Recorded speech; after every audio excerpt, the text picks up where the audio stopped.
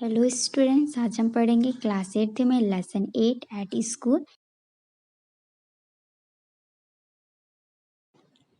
There was a similar incident connected with another place.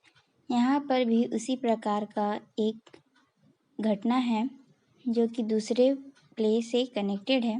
Just about this time, उसी समय, I had secured my father's permission to see a play performed by a certain domestic company.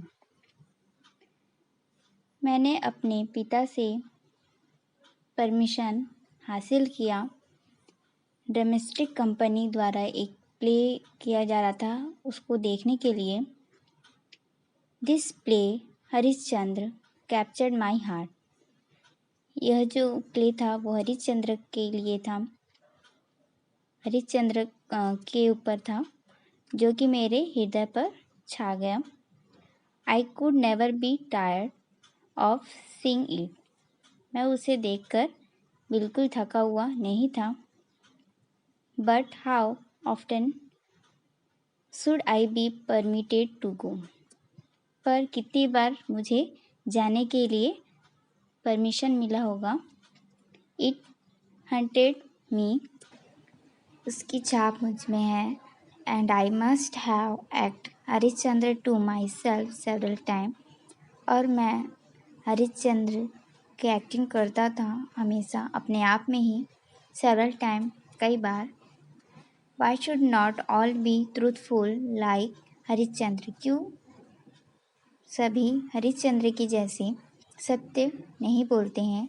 Was the question I asked myself day and night. यह question मैं अपने आप से दिन और रात पूछता हूँ। To follow truth, सत्यता का अनुकरण करो। And to go through all the ordeals Harishchandra went through was the one ideal which inspired in me. Harishchandra ने जो भी पीड़ा सही है वो मुझे एक आइडियल के रूप में दिखाई देते हैं और उनसे मैं इंस्पायर्ड होता हूँ। I literally believe in the story of Harishchandra. मैं सचमुच हरिश्चंद्र की कहानी पर विश्वास करता हूँ। The thoughts of it all too often made me wept. और उनके जो विचार है वो मुझे रुलाते हैं। My common sense tell me today. मेरा जो सामान्य बुद्धि है वह मुझे आज कहता है that Harishchandra could not have been a historical character. Harishchandra केवल एक ऐतिहासिक चरित्र नहीं है। बट फॉर मी, पर मेरे लिए, both Harishchandra and Shravan are living realities. पर मेरे लिए हरिश्चंद्र और श्रवण दोनों ही एक जीते जाते वास्तविक है। एंड आई एम श्योर, और मैं श्योर हूँ, I should be touch as before if I were to read again those place today. मैं श्योर हूँ कि जब भी मैं इन दो प्लेस को आज भी पढ़ूँगा तो वह आज भी मुझे छूकर जाएगी। There was another such incident during the time when I was in the 7th standard. जब मैं 7वीं की कक्षा में था तो इसी प्रकार का एक इंसिडेंट भी हुआ। Dorabji Edulji Gimi was the headmaster then. Dorabji Edulji Gimi जो है वह हेडमास्टर हैं। He was popular among the boys. वह लड़कों में प्रसिद्ध थे। Third, he was a disciplinarian. वे अपने डिसिप्लिन के लिए जाने जाते थे, बहुत डिसिप्लिन इंसान थे। He was a man of method. सिद्धांतवादी थे।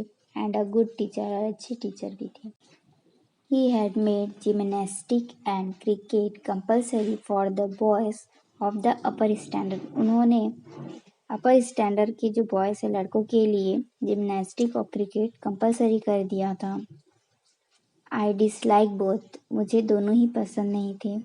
I never took part in any exercise, cricket और football before they were made compulsory, जब तक ये कंपल्सरी नहीं हुआ था इसके पहले मैं किसी भी एक्सरसाइज, क्रिकेट और फुटबॉल में पार्ट नहीं लेता था। My shyness was one of the reason for this aloofness, मेरा जो ये साइनेस है, शर्मिलापन है, यही एक कारण था इस अलगाव के लिए। Which I now see was wrong, अब मैं यह देखता हूँ कि यह गलत था। I then had the false notion that gymnastics had nothing to do with education. मैं यह गलत सोचता था, यह मेरी धारणा गलत थी कि जिम्नास्टिक का एजुकेशन से कोई भी संबंध नहीं है। Today I know that physical training should have as much place in the curriculum as mental training. अब मैं जानता हूँ कि पाठ्यक्रम में मेंटल ट्रेनिंग के साथ साथ फिजिकल ट्रेनिंग का भी एक स्थान होना चाहिए। But thought I was none the worse for having neglect exercise, यह मेरा सोच था, मैं हमेशा एक्सरसाइज को नेग्लेक्ट करता था, जो कि गलत था। I am still paying the penalty of another neglect, मैं जो दूसरी वस्तुओं को नेग्लेक्ट करता था उसका खामियाजा आज भी मुझे भुगतना पड़ता है। I do not know from where I got the notion that good handwriting was not a necessary part of education, मैं यह नहीं जानता था कि कहाँ अच्छी हैंडराइटिंग एजुकेशन का एक ज़रूरी पार्ट था। But I retain it until I went to England, परंतु जब मैं इंग्लैंड गया, आई देन सॉ, मैंने देखा that bad hand writing should be regarded as a sign of an imperfect education, तो मैंने वहाँ देखा कि एक बैड हैंड राइटिंग यानी कि जो बुरी हैंड राइटिंग होती है वो एक साइन है इम्परफेक्ट एजुकेशन, यानी कि आपका यदि हैंड राइटिंग अच्छी नहीं है तो ये कह सकते हैं कि आपका एजुकेशन अच्छे से नहीं हुआ है। Let every young man and women understand that good hand writing is a necessary part of education, so सभी यंग मैन और वुमेन को यह समझना है कि एक अच्छी हैंड राइटिंग ही एजुकेशन का एक बहुत ज़रूरी हिस्सा है। तो यहाँ पर हमारा ये लेसन कंप्लीट होता है।